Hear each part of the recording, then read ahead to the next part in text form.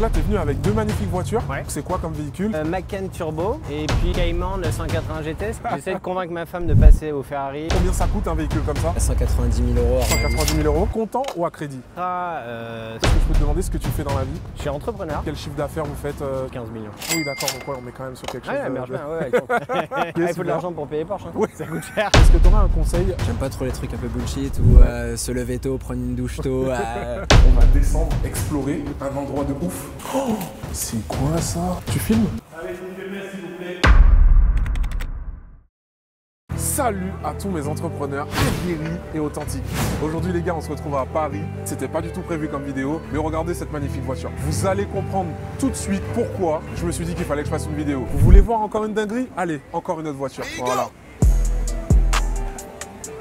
Franchement, est-ce qu'il faut que je parle plus? Non, je crois pas les gars. On va aller vous chercher des entrepreneurs, des personnes hyper inspirantes qui vont nous raconter ce qu'ils font dans la vie et qui vont nous donner des conseils de ouf, je l'espère. Et tout ça pour vous. Allez, c'est parti.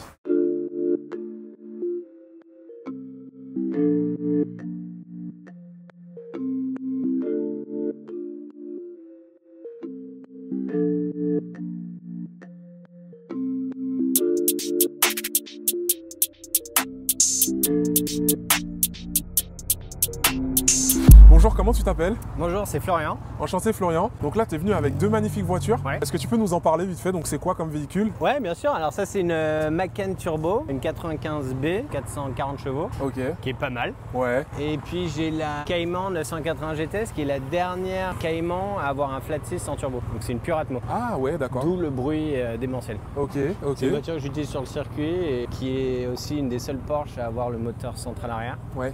Donc pour la tenue de route, c'est top. Ouais. Et surtout en rouge carmin, Ouais. ça pète. Franchement, la config elle est magnifique. Moi je crois que c'était une GT4 au début. Non, avec la alors, config on comme dirait ça. presque une GT4. Ouais. On dirait presque une GT4. Ouais, mais non, c'est la GTS. Mais c'est la couleur d'origine de toute la ligne GTS de Porsche, c'est rouge carmin. D'accord. Ça fait combien de temps que tu les as ces véhicules? Alors celui-là, je l'ai acheté en Allemagne il y a 2 mois. Et celui-là, ça fait 2 ans que je l'ai. Ok. Ça c'est pour la famille, ça c'est pour le week-end. Ok. Super. Donc 100% Porsche, du coup tu es un passionné 100% Porsche, ouais. Et j'ai aussi une 911 97 phase 2 turbo qui est décapotable pour le week-end Ouais. quand il fait beau. D'accord. Et une autre Cayman grise. Ok. Donc vraiment Ah, là. très Porsche, très Porsche, très Porsche. J'essaie de convaincre ma femme de passer au Ferrari, mais elle trouve que ça fait trop bling bling. Quoi. C'est vrai? Ouais. Ok. Porsche, Non, c'est vrai. le Porsche, juste milieu. C'est une valeur sûre, Ouais, franchement. voilà. Et ça marche bien. Ça Ouais, marche bien. et ça marche super bien. Fiabilité aussi? C'est très très fiable Ouais. et je te fais un peu avoir au concessionnaire Porsche, mais écoute, Ouais. mais ça va, ça tourne Ok, bien. ok. Et la dernière, combien tu l'as payée? Celle-là, je l'ai payée pas payé cher, je l'ai payé 68 000. D'accord. Ouais. Ok. Mais je l'ai acheté en Allemagne et en France, elle doit coter à 80. D'accord. Bien. Donc ouais, bah, l'Allemagne, vive l'Allemagne. Ouais. Ok. Et donc la question que je pose à tous les propriétaires de beaux véhicules, Ouais. est-ce que tes véhicules, tu les achètes comptant ou à crédit? Alors le premier, la 911, je l'ai acheté à crédit et après en cash. D'accord. Et du coup, est-ce que je peux te demander ce que tu fais dans la vie? Je suis entrepreneur. D'accord. Dans la tech, j'ai une boîte depuis 16 ans. Ah, depuis 16 Ouais. 16 Ok. ans. En fait, du coup, tu parais plus jeune que. Non, bah en fait, j'ai monté juste en sortant d'études. Donc, Ah, ok. ouais. Non, c'est une boîte à 2 produits. Il y en a un, c'est tout ce qui est tablette D'accord. dans les grands comptes, chez McDo par exemple, Ouais. une équipe en tablette. Et après, tout ce qui est Wi-Fi, authentification sur le Wi-Fi. D'accord. Tu es déjà connecté sur nos réseaux à la ville de Paris, les aéroports, les trains, la SNCF, tous les grands comptes. D'accord. Donc, quand tu te connectes et ta page d'authentification, c'est nous. Ok. D'accord. Est-ce que tu viens d'une famille d'entrepreneurs déjà? Non. Ou t'es parti de zéro? À partir de zéro. Mes parents sont pas du tout Tes entrepreneurs. parents, ils faisaient quoi dans Ils la sont vie? diplomates, D'accord. mais pas entrepreneurs. Ok. Donc, pas du tout la fibre entrepreneuriale. Ok. Et qu'est-ce qui t'a motivé à faire ça? Je crois que c'est la liberté. Ouais. On se sent jamais aussi libre que quand on est son propre patron. Ok. Moi, j'ai commencé en salle de marché à la Société Générale, en tant que D'accord. trader. Ouais. J'ai détesté et j'ai monté ma boîte derrière parce que je voulais pas avoir personne au-dessus de moi. Et comment ça s'est passé un peu donc les premières années? Est-ce que tu as été rentable par exemple directement Non, la pas du première tout. année? Non. Tu peux nous raconter un petit peu? Ça a commencé à marcher à partir de la 4e, 5e année. Ah oui. Mais après, la boîte s'est créée avec plein de build-up. Donc, c'est-à-dire, on a racheté des boîtes pour créer Ouais. une grosse boîte. Ok. Aujourd'hui, ça marche très bien, mais ouais, ça a pris bien 4-5 ans avant de... D'accord. Et aujourd'hui, est-ce que tu peux nous dire quel chiffre d'affaires vous faites sur une année? Autour de 15 millions. 15 millions? Ouais. Ah oui, d'accord, donc ouais, on est quand même sur quelque chose Ouais, de... marche bien, ouais. Ok, Il faut de super. l'argent pour payer Porsche, hein. Oui. Ça coûte cher, et les entretenir aussi. C'est vrai, c'est vrai. Est-ce que tu aurais un conseil pour des entrepreneurs qui voudraient faire comme toi t'as fait? Je suis souvent coach d'entrepreneurs et je leur dis toujours la qualité clé, c'est la persévérance. La persévérance. Persévérance, jamais lâcher. D'accord. Jamais lâcher. Il y a plein de fois la boîte avait coulé et j'ai persévéré et ça marchait. Tu peux nous donner un exemple? Des contrats perdus, un énorme contrat perdu qu'on a regagné 3 ans après. Ok. Et parce qu'on n'a pas lâché. Vous êtes battu. C'était un contrat qui se renouvelait tous les ans? C'était un contrat sur 3 ans, 3 plus 1 plus 1. C'est comme ça que tu bosses avec les grands comptes. Une autre boîte à gagner et au renouvellement de l'autre, on a repris le contrat. D'accord. Il faut toujours s'accrocher Ouais. et y croire. Ok. Bah déjà c'est super inspirant. Avec plaisir. Et je sais pas demander ton âge du coup. 40 ans. 40 ans. Ok. Ouais non tu fais quand même plus jeune. Hein. Ouais. J'aurais pas dit. Plaisir. Et ben en tout cas merci beaucoup de ton temps et puis elles sont vraiment belles tes voitures. Merci. Puis, super rencontre. Plaisir. À bientôt. Bientôt. Salut.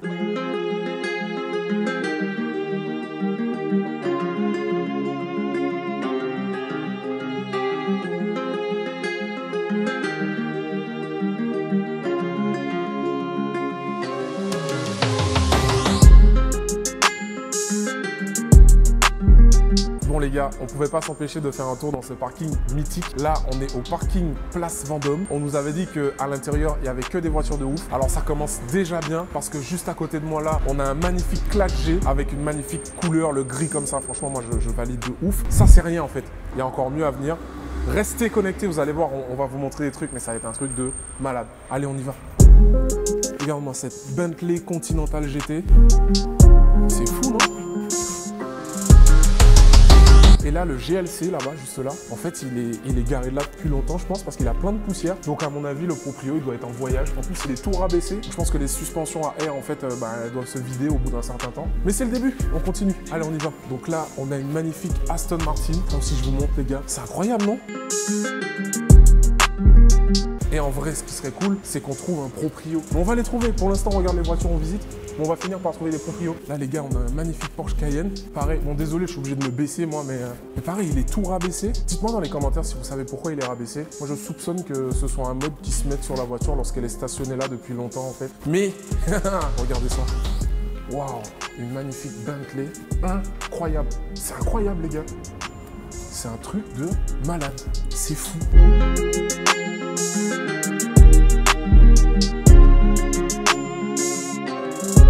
À côté d'une Porsche 911 Targa.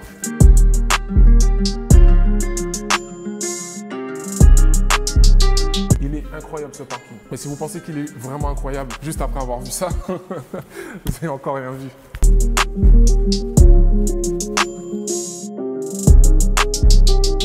Donc là les gars, on va descendre, explorer un endroit de ouf, des petits indices pour ceux qui connaissent sur là où on est. Donc, on est au niveau 4. C'est parti. Ah, c'est dur.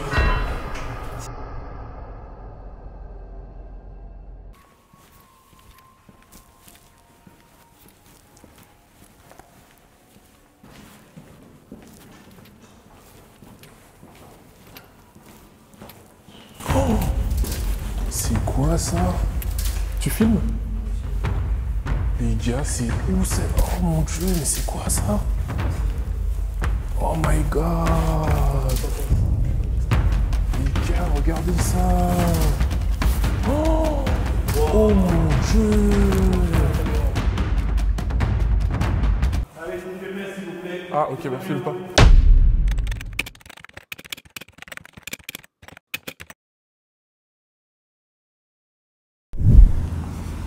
Bonjour, je fais des vidéos YouTube. Ouais. Ça te dirait de présenter ton véhicule, s'il te plaît? Bon, en tout cas, il est magnifique ton Classe G. Merci. C'est une peinture ou un covering? Non, c'est une édition 55, donc c'est une peinture d'origine Mercedes. Ok. Donc vraiment stock. D'accord, elle est magnifique. Merci beaucoup. Ça fait combien de temps que tu l'as cette voiture? Ça va faire quelques semaines. Ah, c'est vrai? Ouais. Félicitations. Merci, je te remercie. Ok. Et est-ce que je peux te demander combien ça coûte un véhicule comme ça? En l'état, avec très peu de kilomètres, on est à 190 000 euros. 190 000 euros, ok. Et donc la question que je pose à tous les propriétaires de beaux véhicules, est-ce que c'est un véhicule que tu as payé comptant ou à crédit? Pour cette fois-ci à comptant. D'accord, ok. Parce que ça vient du coup avec mon activité. D'accord. J'ai une conciergerie automobile. Ah, ok. On va dire que c'est plus un levier achat-vente. D'accord. Sur ce produit, avec vraiment une grosse partie plaisir aussi, parce que je suis passionné de véhicules. Donc, ok. Et avant celui-ci, tu avais déjà eu d'autres véhicules haut de gamme? Ouais, carrément. RS6, C7, C8.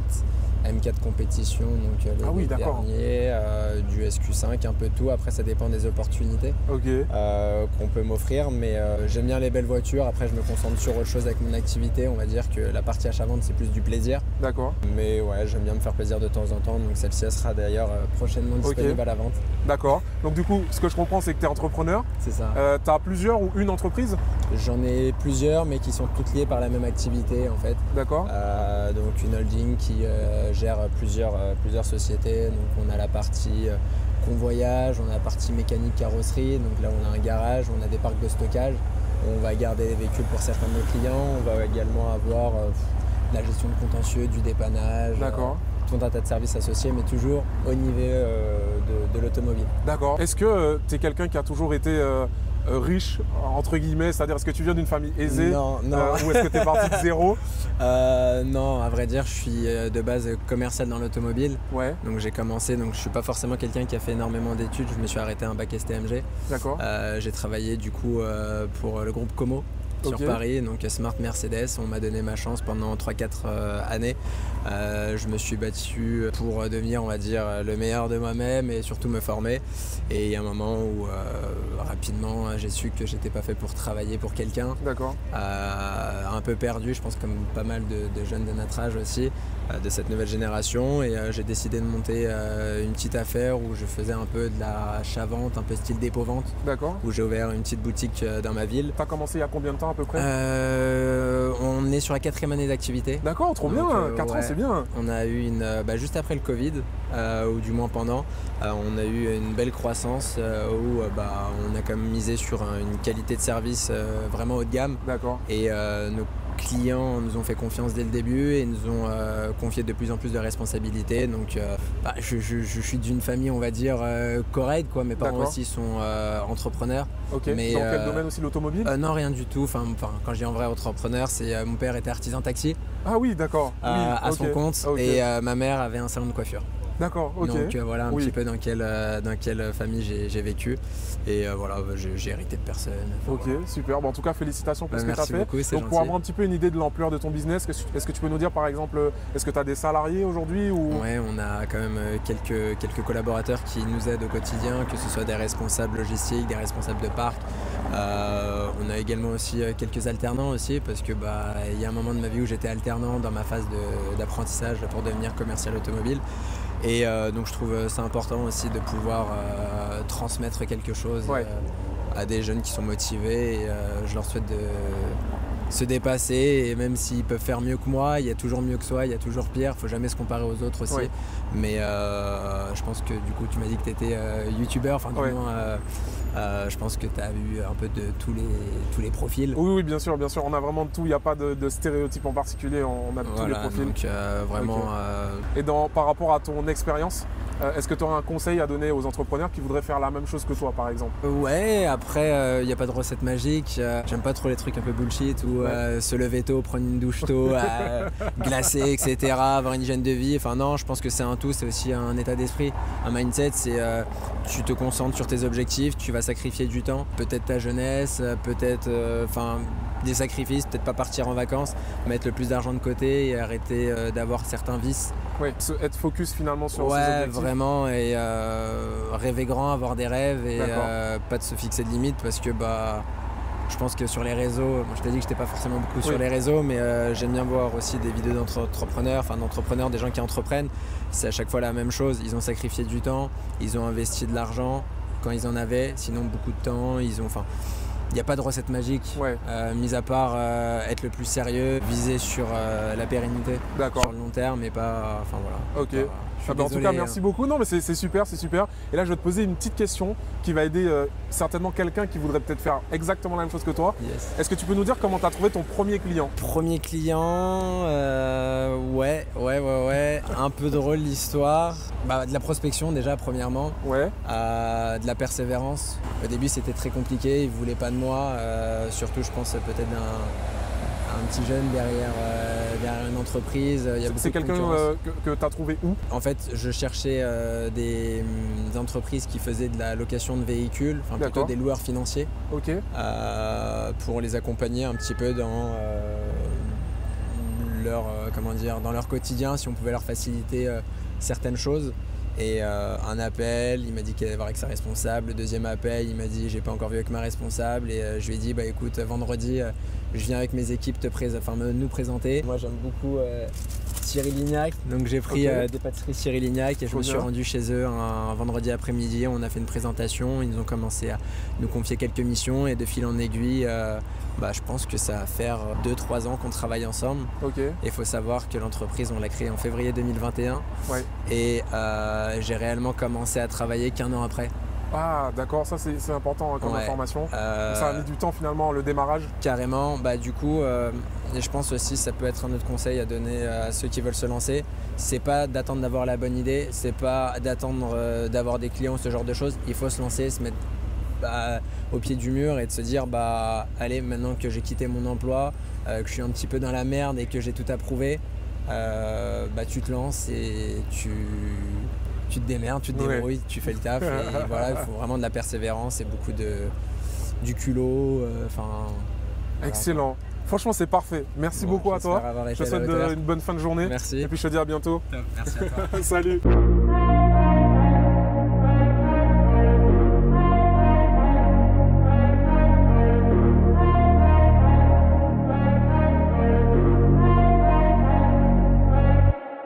Incroyable, franchement ça valait le coup. On a attendu toute la journée qu'il y ait quelqu'un qui passe parce qu'en fait on a eu la pluie, etc. Et là on a ce monsieur super sympa, enfin ce jeune, parce qu'il a 27 ans, il nous l'a dit en off, qui était super sympa, qui nous a raconté son parcours, comment il a fait ça. Donc ça fait 4 ans qu'il a ouvert son entreprise et je sais pas si vous avez entendu, il a dit des choses qui étaient vraiment essentielles. Il a mis 1 an avant que son entreprise elle décolle. Donc les gars là, si ça fait 3 mois que vous avez commencé un truc et que vous avez abandonné, posez-vous les bonnes questions. Peut-être que vous avez arrêté trop tôt parce que lui, s'il avait arrêté ne serait-ce qu'au bout de 11 mois, il serait pas aujourd'hui en train de parler avec nous et nous raconter son expérience. Donc j'espère que ça vous motivera, c'est vraiment super important. Et surtout, il a parlé de comment il a rencontré son premier client. C'était pas facile, il a dû persévérer, il s'est pris plein de refus et au final, il a réussi à obtenir ce qu'il voulait. Donc retenez bien les gars, on n'a pas forcément les choses tout de suite quand on les veut, quand on commence. L'entrepreneuriat c'est difficile, il faut une période de rodage, vous n'allez pas forcément trouver votre clientèle, vous allez devoir peut-être améliorer votre offre, trouver le juste prix, trouver le juste produit, le juste service, mais ça c'est normal, ça fait partie du jeu. Et comme vous l'avez vu, il a mis 1 an avant de pouvoir lancer sa boîte et aujourd'hui ça marche très bien pour lui. On lui souhaite une bonne continuation, franchement c'est super cool. J'espère que vous kiffez les gars et puis